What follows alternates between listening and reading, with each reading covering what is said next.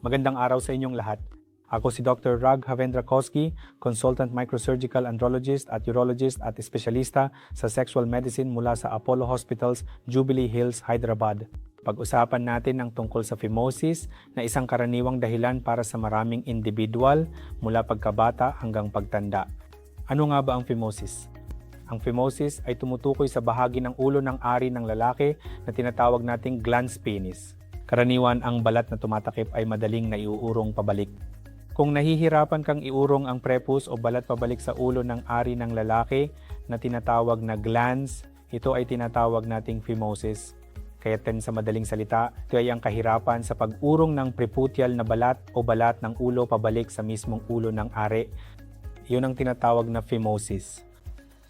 Mayroon ding tinatawag na physiological phimosis, ibig sabihin para sa mga bata dahil sa hydrations, maaaring naroroon ang physiological phimosis hanggang 4 o 5 taong gulang. Unti-unti pagkatapos nito, mawawala ang hydrations at magiging normal na ito. Kung nananatili pa rin ito ay magiging tinatawag natin itong regular pathological phimosis.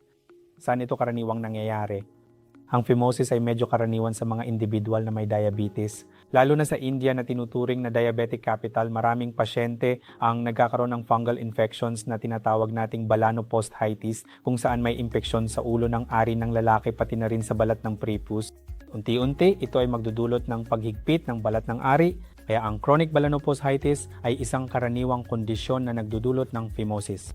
Sa ilang mga individual nananatili ang phimosis mula pagkabata. Ito ay tinatawag na congenital phimosis, ngunit sa ilang tao, nagpapatuloy ito dahil sa ilang pinsala o trauma na nagdudulot ng phimosis. May isa pang kondisyon na tinatawag na chronic inflammatory condition na kilala bilang BXO o Balanitis Xerotica Obliterans na maaaring magdulot ng phimosis.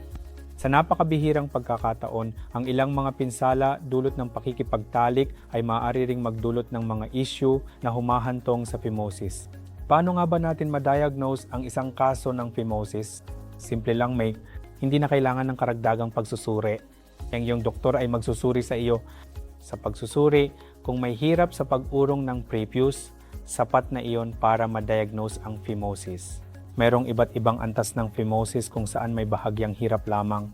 Maripa rin natin itong maurong ngunit magbubuo ito ng isang singsing. Sa ikalawang antas, naiuurong ito at natatakpan ng kalahati ng ari. Sa ikatlong antas, may malaking hirap sa pag-urong ng prepuce, kalahati lamang ng bahagi ang naiuurong. Sa ikaapat na antas, hindi na talaga natin maurong ang balat ng ari, kaya't may iba't ibang antas ng phimosis. Kaya minsan, may mga tao na normal naman ang resulta ng pagsusuri, ngunit nagkakaroon ng problema lamang tuwing nagtatalik. Kapag matigas ang ari, naiipit ito at nagkakaroon ng hirap na nagdudulot ng sakit tuwing pagtatalik. Kaya para sa mga ganitong individual, maaaring kailanganin ang karagdagang paggamot. Paano na nga ba natin tinutugunan ang phimosis? Sa karamihan ng mga pasyente, ang phimosis na ito, kung hindi magagamot, ay maaaring magdulot ng paulit-ulit na impeksyon sa daanan ng ihi at magkakaroon ng matagalang pagkirot o hindi komportabling pakiramdam sa bahaging iyon dahil lahat ng lalaki sa likod ng balat ng ari ay nagkakaroon ng smegma na isang puting material. Karaniwan nililinis nila ang kanilang sarili kapag bumabalik ito. Kung masyadong masikip ang balat ng ari, hindi nila malilinis ang smegma kaya nagdudulot ito ng impeksyon at sa mga bihirang pagkakataon, ang matagalang pamamaga ay maaring humantong sa kanser sa ari. Kaya kapag may phimosis, kung ito ay banayad lamang, maaring hindi na ito pansinin ng mga tao kung sila ay komportable naman. Kung hindi, sa karamihan ng mga pasyente kailangang itama o gamutin ang phimosis. Ano-ano ang iba't ibang paraan para itama ang phimosis? Ang karaniwang paraan ay ang tradisyonal na pagtutuli kung saan tinatanggal ang bahagi ng balat ng ari na tinatawag nating sleeve technique at ang pinakabagong pamamaraan ay ang stapler circumcision. Mayroon ding ibang mga option na hinahanap ng mga tao sa internet tulad ng laser circumcision, ngunit wala namang kakaiba sa laser circumcision. Imbes na kutsilyo ang gamitin, laser lang ang ginagamit kaya't kaunti lang ang pagdurugo. Kung hindi, kailangan pa rin nating tahiin. Kaya pagdating sa iba't ibang option, maging ito man ay conventional o sleeve technique, laser o stapler circumcision, mas maganda ang itsura at mas mabilis ang paggaling kapag stapler circumcision ang ginamit.